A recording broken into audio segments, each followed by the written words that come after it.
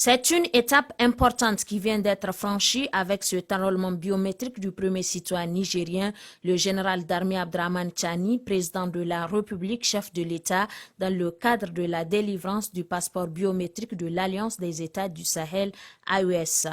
Une avancée majeure en matière de lutte pour la souveraineté, notamment numérique, prônée par les États de la Confédération AES. Selon le ministre d'État, ministre de l'Intérieur, de la Sécurité publique et de l'administration du territoire, le général Toumba Mohamed, la concrétisation de cette réforme intervient après un long processus dont la formation du personnel pour la meilleure sécurisation du document. Le passeport biométrique de l'AES sera donc très bientôt disponible au Niger en 5 types. Le passeport ordinaire qui est délivré à tout citoyen nigérien, celui dit de service délivré aux fonctionnaires et agents de l'État à mission officielle, le passeport diplomatique réservé aux hautes autorités de l'État, aux diplomates et aux agents diplomatiques accrédités et de nouveau précisément le passeport spécial Hajj, une innovation majeure pour les pèlerins voulant se rendre à la Mecque et celui des réfugiés ayant obtenu le statut de réfugié sur le territoire national. Des documents de voyage facilement identifiables à travers leurs couleurs distinctes et sont conformes aux normes de l'Organisation de l'aviation civile internationale OACI. Pour les documents de voyage lisibles à la machine et électronique, garantissant ainsi sa reconnaissance par l'ensemble des États membres de l'organisation. Ainsi, à l'occasion de son enrôlement pour ce précieux document qui est de très haute qualité, ultra sécurisé selon les techniciens, le président Tchani a félicité les différents acteurs pour les efforts et le degré de collaboration. Le chef de l'État a aussi attiré l'attention sur la responsabilité qui leur incombe avant de les exhorter à donner le meilleur d'eux-mêmes pour offrir un service de qualité aux Nigériens. Monsieur le ministre d'État, comme vous l'avez rappelé, le 27 mars de cette même année, nous étions là pour le premier enrôlement en vue d'obtenir la première carte biométrique. Un peu plus de 3 mois après, nous nous retrouvons pour une autre étape, celle de l'enrôlement en vue de l'obtention du passeport biométrique. Ces 2 étapes importantes dans le sens de notre volonté de doter l'ensemble des Nigériens de documents de voyage sécurisés, très sécurisés. Je profite donc, comme la fois passée, pour féliciter l'équipe de la police nationale sous votre direction qui a accompli un travail important et le partenaire stratégique qui nous accompagne dans cette démarche. Donc nous remercions ce partenaire stratégique.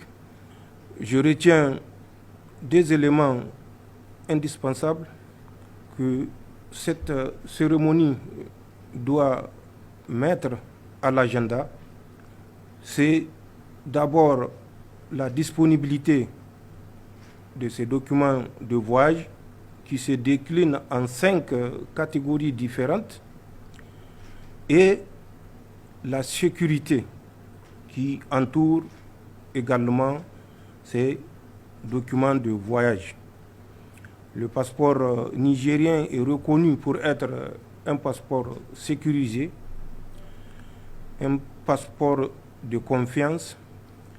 Il faut que cette confiance, dont le premier signe est celui qui a consisté à mettre des spécimens en disponibilité auprès de nos chancelleries ou des chancelleries des autres pays vers lesquels des Nigériens détenteurs de ces documents pourront voyager. Comme vous l'avez fait à la première étape, rester disponible, dévoué, serviable, mais rigoureux. Bonne chance dans l'attribution de ces documents et je vous invite à pousser la réflexion pour les pièces indispensables pour obtenir ce passeport-là. Parce que, comme vous le savez, pour prétendre avoir un passeport nigérien, il faut avoir non seulement l'extrait d'acte de naissance ou le jugement supplétif, mais également le certificat de nationalité qui atteste que vous êtes nigérien. Donc si cette base est erronée et fausse, on ne peut que délivrer des documents faux.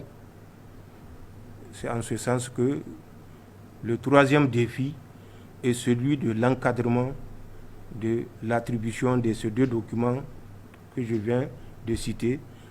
Bonne chance et on sera attentif au retour des Nigériens, retour qui n'a pas manqué au moment de la phase initiale, celle de la délivrance de la carte biométrique que nous avions entendue.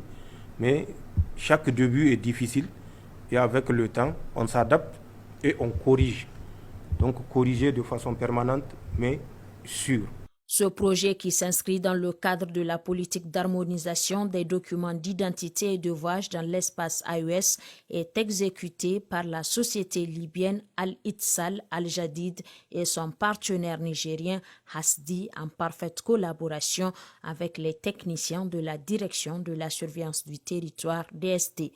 Ce nouveau passeport AES est un instrument de souveraineté, un symbole d'intégration régionale et un outil au service de la libre circulation des personnes et des biens.